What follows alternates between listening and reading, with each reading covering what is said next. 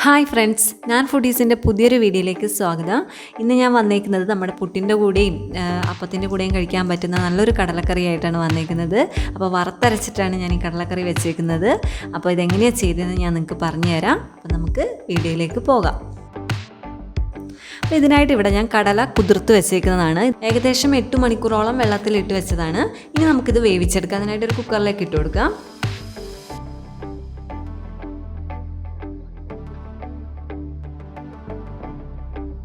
ഇനി ഇതിലേക്ക് നമുക്ക് കുറച്ച് ഇഞ്ചിയും വെളുത്തുള്ളി ഇടണം. അപ്പോൾ ഞാനൊരു 5-6 അല്ലി വെളുത്തുള്ളി ഇട്ടിട്ടുണ്ട്. അതേപോലെ ഒരു ചെറിയ കഷ്ണം ഇഞ്ചി ഇട്ടിട്ടുണ്ട്. ഇത് വേണമെങ്കിൽ ചതച്ച് വേണമെങ്കിലും ഇടാം. പിന്നെ പച്ചമുളക് ഒരെണ്ണം ഇട്ടിട്ടുണ്ട്. പിന്നെ ഒരു സവാള എടുത്തിട്ടുണ്ട്. അപ്പോൾ സവാളയ്ക്ക് പകരം ചെറിയുള്ളി ആണെങ്കിലും ഇട്ടാൽ മതി. അപ്പോൾ ഞാൻ സവാളയാണ് എടുത്തേക്കുന്നത്. അപ്പോൾ അത് ഒരെണ്ണം എടുത്തിട്ടുണ്ട്. അപ്പോൾ അതൊന്ന് ചെറുതായിട്ട് അരിഞ്ഞിട്ടണം.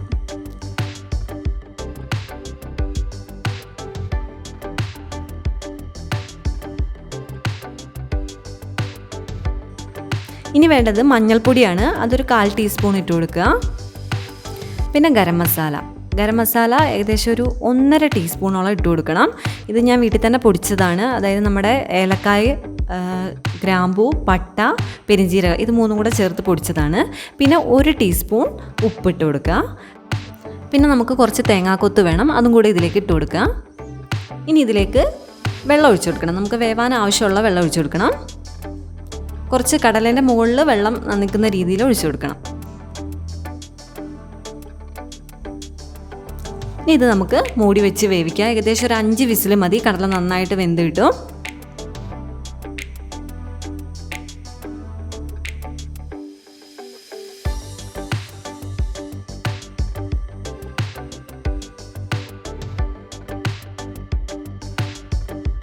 അപ്പം 5 വിസിൽ വന്നിട്ടുണ്ട്. ഇനി ഞാൻ സ്റ്റൗ ഓഫ് ചെയ്യാൻ പോവാണ്.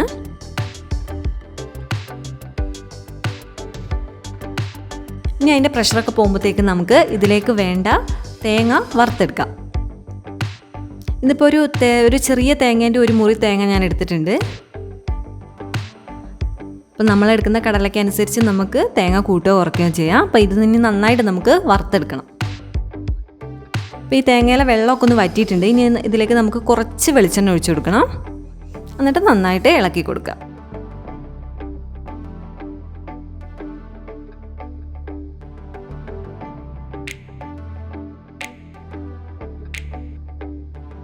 നന്നായിട്ട് ബ്രൗൺ കളറായി വന്നിട്ടുണ്ട്. ഇനി ഇതിലേക്ക് നമുക്ക് മുളക് പൊടി ഇട്ട് കൊടുക്കണം. ഇതിലേക്ക് ഞാൻ 2 ടീസ്പൂൺ മുളക് പൊടി ഇട്ട് കൊടുത്തിട്ടുണ്ട്. ഇനി ഇത് നന്നായിട്ടൊന്ന് വറുത്തെടുക്കണം. അപ്പോൾ എരിവ് കൂടുതൽ വേണമെങ്കിൽ 1 ടീസ്പൂണും കൂടെ കൂടുതൽ ഇട്ട് കൊടുക്കുക.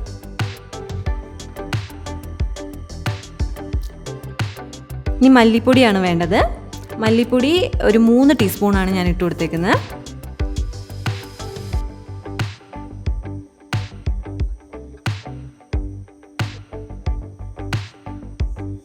അതും കൂടെ നന്നായിട്ട് മൂപ്പിച്ചെടുക്കുക.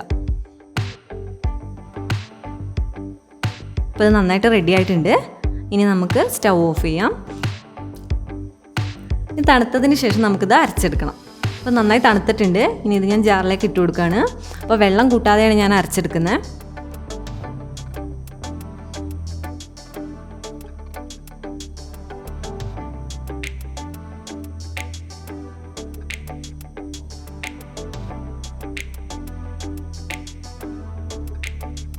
അപ്പം ഞാൻ അരച്ചെടുത്തിട്ടുണ്ട്. അപ്പം അത് നന്നായിട്ട് അങ്ങോട്ട് അരഞ്ഞു വന്നിട്ടില്ല, പൊടിഞ്ഞ പോലെ വന്നേക്കുന്നത്. അപ്പോൾ അധികം എണ്ണയില്ലാത്ത തേങ്ങയാണ്. അപ്പോൾ എണ്ണയുള്ള തേങ്ങയാണ് നന്നായിട്ട് അരഞ്ഞു കിട്ടും, വെള്ളം പോലെ അരഞ്ഞിട്ടും.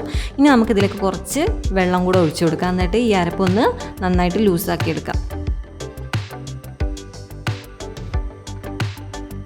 നന്നായി അരഞ്ഞു തന്നെ വന്നിട്ടുണ്ട്. നന്നായി പൊടിഞ്ഞാണ് കിട്ടിയത്. അപ്പോൾ വെള്ളം ചേർക്കുമ്പോൾ നല്ല പാകത്തിന് കിട്ടും. ഇനി നമുക്ക് ഈ കടല വെന്തിട്ടുണ്ട് നമ്മുടെ. അപ്പം നമുക്കതൊരു വേറെ പാത്രത്തിലേക്ക് ഇട്ട് കൊടുക്കണം. പ്രഷറൊക്കെ പോയിട്ടുണ്ട്. ഞാൻ ഓപ്പൺ ചെയ്തിട്ടുണ്ട്. അപ്പം കടല വെന്തോന്ന് നോക്കാം. നന്നായി വെന്തിട്ടുണ്ട്. ഇത് നമുക്ക് ഈ പാത്രത്തിലേക്ക് ഇട്ട് കൊടുക്കാം. അതിൽ വെള്ളം ഉണ്ടാവും, അതോടുകൂടി തന്നെ ഇട്ട് കൊടുക്കണം.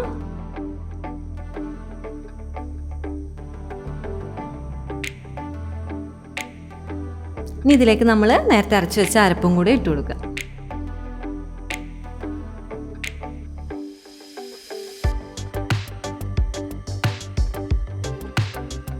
എന്നിട്ട് നന്നായിട്ടൊന്ന് മിക്സ് ചെയ്തെടുക്കുക. ഇനി ഈ അരപ്പ് ഈ കടലയിലേക്ക് പിടിക്കണം. അപ്പം നമുക്ക് നന്നായിട്ട് കുറച്ച് നേരം കൂടി ഒന്ന് കുക്ക് ചെയ്യണം, നന്നായിട്ട് തിളയ്ക്കണത്.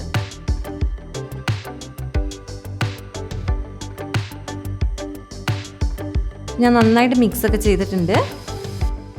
ഇനി ഇതിലേക്ക് നമുക്ക് കുറച്ച് കറിവേപ്പില ഇട്ട് കൊടുക്കണം.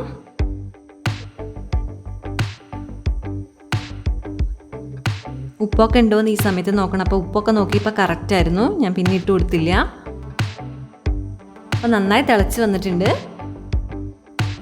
ഇനി ഇതിലേക്ക് കുറച്ച് മല്ലിയില ഇട്ട് കൊടുക്കണം. അപ്പോൾ മല്ലിയില ഇഷ്ടമുള്ളവർക്ക് മാത്രം, അതിൻ്റെ ഫ്ലേവർ ഇഷ്ടമുള്ളവർക്ക് മാത്രം ഇട്ടാൽ മതി, ഇല്ലെങ്കിൽ ഇടണ്ട. അപ്പോൾ ഞാൻ കുറച്ച് മല്ലിയില ഇട്ട് കൊടുത്തിട്ടുണ്ട്. അപ്പോൾ നന്നായി തിളച്ചിട്ടുണ്ട്. നന്നായിട്ടൊന്ന് മിക്സ് ചെയ്ത് കൊടുക്കുക.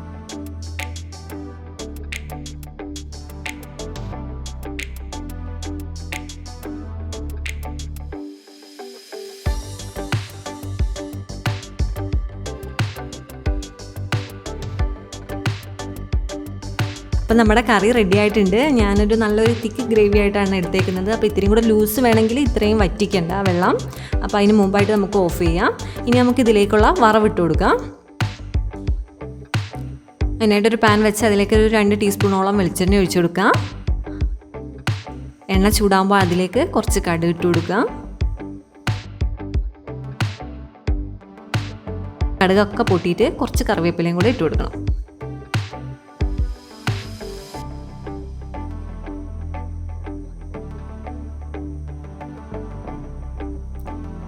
ഇനി ഇത് നമ്മുടെ കറിയിലേക്ക് നമുക്ക് ഒഴിച്ചു കൊടുക്കാം.